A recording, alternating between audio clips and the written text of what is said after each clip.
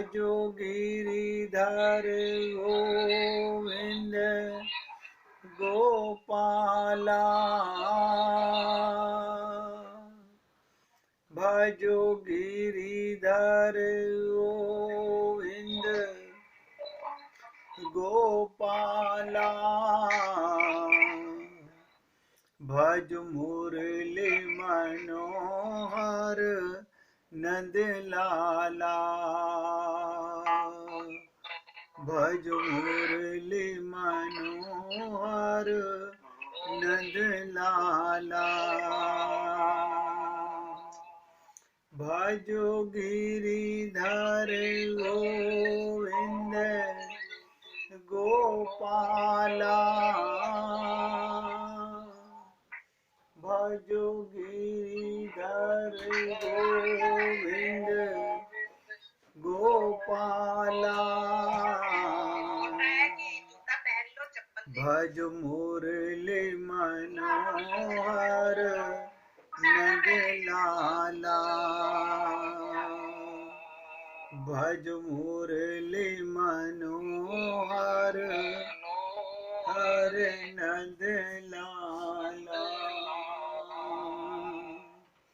भजो गिरिधर गोविंद गोपाला भजो गिरिधर गोविंद गोपाला बोलिए वृंदावन बिहारी लाल की जय जय श्री राधे जय जय श्री राधे। सभी भक्तों से निवेदन, बहुत एकाग्रचित होकर सत्संग के प्रत्येक शब्द को हृदयंगम करने का पूर्ण प्रयत्न कीजिए। मैं उम्मीद करता हूँ कि आप पूर्ण प्रयत्न करते भी होंगे, लेकिन फिर भी मैं आप लोगों को बार बार ये चेतावनी क्यों देता हूँ, क्यों आप लोगों को ये बात रिपीट करता हूँ, क्योंकि हमारा मन इतना चंचल है कि शरीर सत्संग में बैठा रहता है लेकिन मन न जाने कहाँ कहाँ चला जाता है। इसलिए आपके मन की प्रेजेंस अगर होगी, अगर मन श्रोता बन जाए तो कल्याण हो जाए। हमारा मन श्रोता ही नहीं बन पा रहा है। देखिए राजकुमार जी, आपकी आवाज डिस्टर्ब कर रही है। कल हमने एक प्रश्न आपके सामने रखा था कि ये हम सबके जीवन का मूल प्रश्न है। वो प्रश्न क्या था कि भगवान कैसे मिलते हैं। आप लोग सोच सकते हैं कि अभी तक तो यही सोचते थे कि धन कैसे मिलेगा, संसार कैसे मिलेगा, माया का प्रभाव कैसे मिलेगा। लेकिन ये अच्छा हमारा सौभाग्य है कि हम परम धन के विषय में जान चुके हैं कि परम धन भगवान का प्रेम है, आनंद भगवान के अंदर ही है, आनंद ही भगवान है। अब प्रश्न ये पैदा होता है कि भगवान कैसे मिलेंगे। मैं उम्मीद करता हूँ कल भी आपने सुना होगा, आज दोबारा रिपीट कर रहा हूँ। अपने में कशिश हो भगवान को पाने की और भगवान से मिलने की ओर प्रयत्न हो। जिसके मन में कशिश होगी, चाह होगी, वो भगवान को पाने की प्रयत्न करेगा। कैसे? वो खींचे, हम उन्हें मदद करें। अब देखिएगा, यहाँ पर खींचने और मदद करने की बात को समझ लेते हैं थोड़ा सा। भगवान ने ये देह दिया अपनी प्राप्ति का, इसका मतलब भगवान हमें अपनी ओर खींचना चाहते हैं। तो क्या हम भगवान की ओर नहीं जाना चाहते ना? ये सत्य है, आप बुरा नहीं मानेंगे, यही सत्य है। हम भगवान से संसार मांगना चाहते हैं, हम संसार को छोड़ना नहीं चाहते, और भगवान को पाना नहीं चाहते हैं। हमने भी जिद कर रखी है। भगवान कहते हैं जब तक संसार से मन हटाओगे नहीं, मैं खींचूंगा नहीं। मौका दे दिया है हम लोगों को, और हम लोग कहते हैं हम संसार को कैसे छोड़ें, क्योंकि हमने संसार को अपना माना हुआ है। और उसका कारण भी हमने आपसे कई बार निवेदन किया, क्योंकि हमने अपने आप को ही देह माना हुआ है। जब तक कोई भी जीव अपने को शरीर मानेगा, वो संसार में ही भटकेगा। अगर हम लोगों के जीवन में कोई संत महात्मा सदगुरु आ गए हैं और हमें तत्व ज्ञान हो गया है, और उस ज्ञान का भी आपको एहसास हो गया है कि हाँ मैं आत्मा हूँ, और ये एहसास कैसा होना चाहिए? सारा दिन आत्मा का एहसास होना चाहिए, 24 घंटे। जैसे अब तक शरीर का एहसास होता था, ऐसे ही आत्मा का एहसास होना चाहिए। कल हमने एक बात और आपसे निवेदन की थी कि भगवान हमें अपनी ओर खींचें और हम भगवान की मदद करें। ये भगवान की मदद कैसे करें? तो कल मैंने आपको बताया था कि कुएं में अगर हम गिर जाएं और हमको कोई खींचे, तो हम उसकी मदद कैसे कर सकते हैं? हम अपने को हल्का कैसे कर सकते हैं? अब भगवान हमारे शरीर को खींचना चाहते हैं कि मन को खींचना चाहते हैं, ये समझने का विषय है। हमने भजन अपने मन में कर रखा है। आप कहेंगे मन में भजन है, तो आप क्या समझते हो? ये जो संसार के संबंध हैं, मकान दुकान के संबंध हैं, माया जंजाल के संबंध हैं, ये कहाँ रहते हैं? हम सबके मन में ही तो रहते हैं। हमारे मन में इतना संसार भरा हुआ है, इतना संसार भरा हुआ है कि हम उसे खाली नहीं करना चाहते। इसलिए कल भी निवेदन किया था, आज फिर निवेदन कर रहा हूँ। भगवान खींचना चाहते हैं, हमें अपने मन को खाली करना होगा, अपने आप को हल्का करना होगा। जैसे ही आप निर्मल हो जाएंगे, आपका मन मल रहित हो जाएगा। क्या मतलब? हमारे मन में संसार मल के समान है। आप अपने घर में, अपने वस्त्रों पर, अपनी जेब में, अपने कहीं भी अलमारी में मल नहीं रखते। क्यों? वो नजर आता है। लेकिन ये मन में मल भरा हुआ है। पहली बात तो समझ नहीं आता कि मल है। जिस किसी को समझ आ जाए वो उसे निकालना नहीं चाहता, और जो कोई निकालना चाहे तो वो सोचता है ऐसे कैसे निकाल दूं, इन्हीं लोगों के साथ तो मैं रहा हूँ, इन्हीं के लिए तो मैंने अपना सब कुछ जीवन गंवाया है, किया है, मैं इन्हीं से तो पाना चाहता हूँ। बहुत कठिन है। गुरु का हमारे जीवन में आने का महत्व क्या है? केवल यही तो महत्व है, आनंद की प्राप्ति, भगवत प्राप्ति। तो कल की बात को दोबारा रिपीट किया मैंने आप लोगों के सामने। जब तक आपके मन के अंदर संसार भरा रहेगा, तब तक भगवान नहीं मिलेंगे। ये गांठ मार लीजिएगा। जब तक मन में संसार का वजन भरा रहेगा, आप कितनी पूजा पाठ कर लीजिए, कितना ही भ्रम अपने मन में पाल लीजिए, हमने ये कर लिया, हमने वो कर, कितना ही भी कर लीजिए, अनंत कोटि संसार का सामान हमारे मन में ही तो भरा हुआ है। आज इस प्रश्न से आगे बढ़ने का प्रयत्न करते हैं कि गुरु और शिष्य का संबंध कैसा हो। सब लोग ध्यान से सुनिएगा। हमारा हमारे गुरु के साथ संबंध कैसा हो।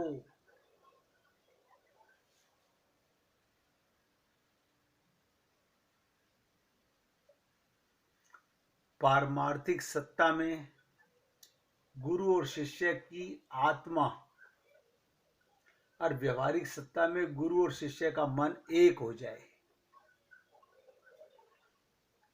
एक मन। एक मन कैसे हो सकता है? वो तो हमारा परिवार वालों के साथ एक मन कभी नहीं हुआ। हाँ, परिवार वालों के साथ कभी होगा भी नहीं, क्योंकि सबके मन में अलग अलग सामान भरा हुआ है, जो कि आप और हम लोग ना तो किसी के मन को देख सकते हैं और ना समझ सकते हैं। अगर किसी को किसी के मन की पता चल जाए तो रहना मुश्किल हो जाए घर के अंदर, क्योंकि हमने मन के अंदर ही संसार भरा हुआ है। लेकिन गुरु के साथ में मन का एकीकरण होना, इसी को शरणागति कहते हैं। इसी को शरणागति कहते हैं। कितने ही संत महात्माओं को सुन लीजिए, सब एक ही बात बताएंगे। किसी धर्म के संत को सुन लीजिए, वो एक ही बात बताएंगे, मन का एकीकरण होना, गुरु के साथ हमारा मन जुड़ जाना। क्या मतलब? गुरु का मन ही हमारा मन हो जाना। ध्यान दीजिएगा इस पॉइंट को। मेरा मन गुरु हमारे साथ ऐसा जुड़ जाए कि उसे विश्वास हो जाए कि मेरे शिष्य का मन अब मेरा मन हो चुका है। ऐसा देखा गया है कि गुरु तो अपना मन शिष्यों के साथ उनका कल्याण करने के लिए सोचता रहता है, लेकिन ये जीव कहता तो है लेकिन करता नहीं है, एकीकरण नहीं करता।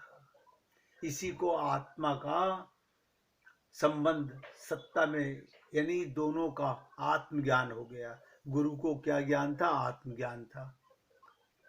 तुम्हें क्या ज्ञान हो गया? अब आत्मज्ञान हो गया। जब तक आत्मज्ञान शब्दों में रहेगा तब तक एकीकरण नहीं हुआ। देखिएगा, आप और हम सब लोगों के पास समय कितना है? रोज का समय है, सबके पास वही समय है। सबके पास वही समय है, उतना ही समय है। लेकिन आप और हम लोग कभी नहीं समझ पा रहे इन बातों को। अभी हमारे पास घर, परिवार के, संसार के, रिश्तेदारों के इतने काम हैं। वो काम नहीं है, मन की गुलामी है। सेवा के अलावा जो भी आप काम करते हैं सब मन की मलिनता है। अगर आप सेवा करते हैं वो भगवान की सेवा है। इसके अलावा आप जहाँ भी अपना समय भगवान को छोड़ करके वेस्ट करते हैं वो सब मन की गुलामी है। किसी ने पूछा कि संसार में भाग्यवान कौन है? बहुत ध्यान से सुनिएगा। संसार में भाग्यवान कौन है? जो संसार की समृद्धि से संपन्न है।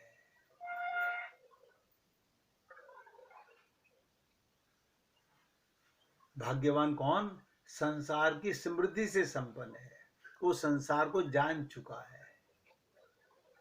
और महाभाग्यवान कौन है? ये तो वह भाग्यवान, जैसे आप हम लोग कहते हैं ना, वो धनवान है, बड़ा भाग्यवान व्यक्ति है। भगवान ने उसको इतना पैसा दिया, मौज ले रहा है।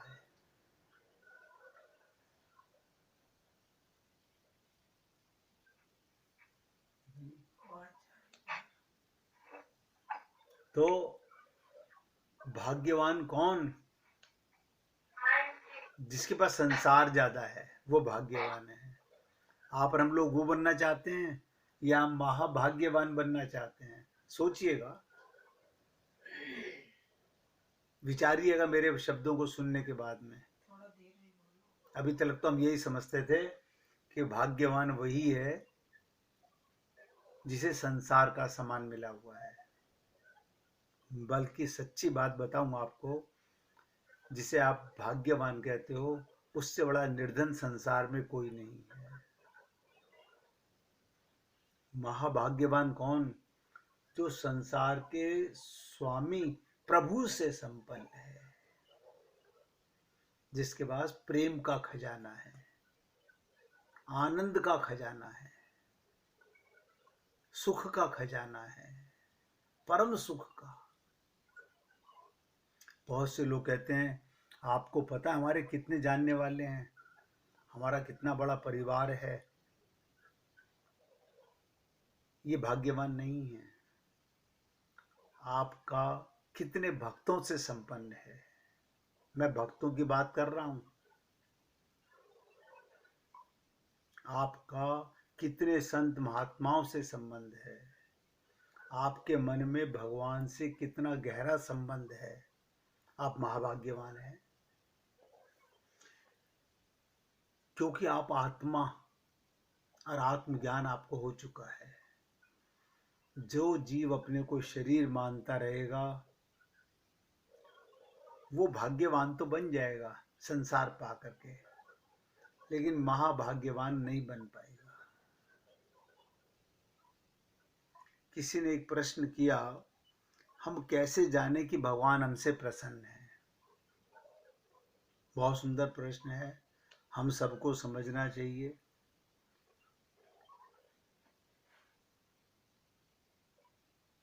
आप लोगों को, मुझे, सबको ये सोचना चाहिए, क्या भगवान हमसे प्रसन्न है। ये कैसे जाने? जब ये अपने और जीव के बीच में पड़े हुए अविद्या माया के आवरण को हटा ले। क्या मतलब? आत्मा शरीर से भी अपना संबंध मानना छोड़ दे। एक एक शब्द ध्यान दीजिएगा। जब आप लोग समय लगा ही रहे हैं तो उस समय का लाभ भी पूरा लीजिए। जब ये जीव अपने और जीव के बीच में पड़े हुए अविद्या माया के आवरण को हटा दे। और आप हम लोग तो अरे बाबा अपने शरीर को छोड़ो, शरीर के संबंधियों को अंदर बसाए रखते हैं, उन्हीं में लालायित होते रहते हैं। मैं आप लोगों को एक आईना दिखाना चाह रहा हूं अपने सहित, केवल आपको नहीं, अपने को भी दिखाना चाहता हूं। मैं भी देखता हूं उसी आईने को। हम कहीं नहीं जाने वाले, इसी मकड़ जाल में फिर आने वाले हैं। हम देखें अपने अंतःकरण में झांक करके अभी कितना हमारा संबंध संसार से है। आपके घर आपके गुरु आए और आपके 4 रिश्तेदार आए, आपका मन किसकी तरफ ज्यादा खींचेगा? किससे बात करने का मन ज्यादा करेगा? इसी प्रकार आपके सगे संबंधी आपके घर आए और भगवान आपके घर आए, आपका मन किसकी तरफ ज्यादा खींचेगा?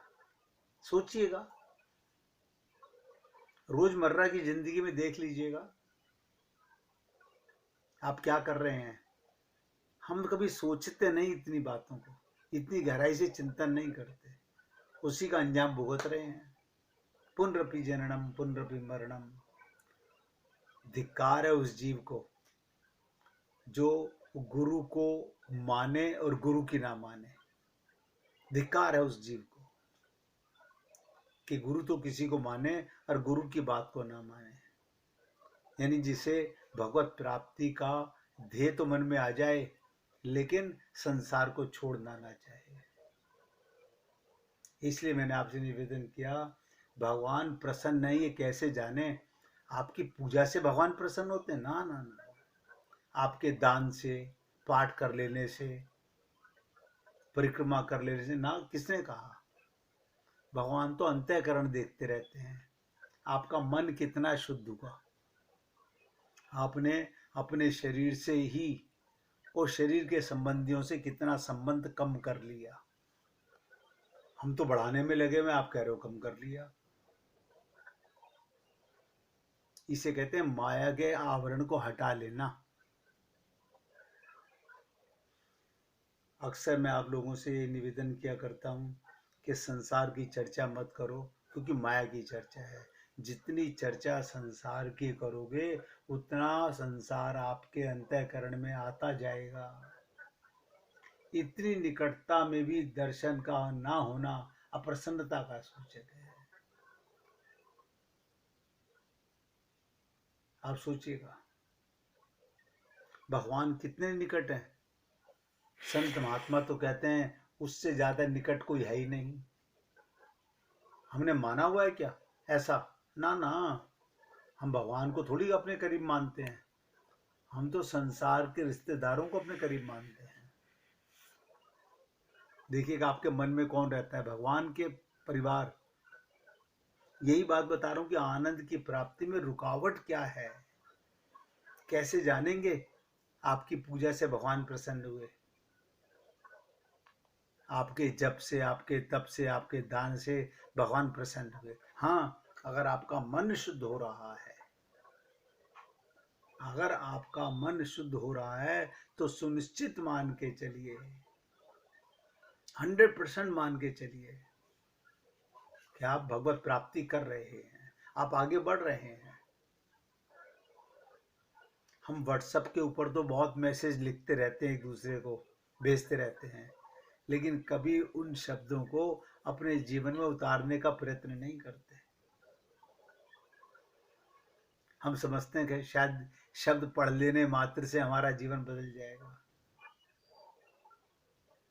अगर कोई व्यक्ति तुमको कहे सिल्क का कपड़ा पहन लो, कॉटन का कपड़ा पहन लो, जब तक आप पहनोगे नहीं, आप प्रसन्न नहीं होगे। कोई आपसे बार बार कहे ये लो रसगुल्ला खा लो, गुलाब जामुन खा लो, आपको उससे तसल्ली हो जाएगी? खाने से तसल्ली होती है, पहनने से तसल्ली होती है। इसी प्रकार भगवान को पाने के बाद समझिएगा कि मुझे तसल्ली हो गई। अभी तो धोखा चल रहा है, इस धोखे से कौन बचाएगा?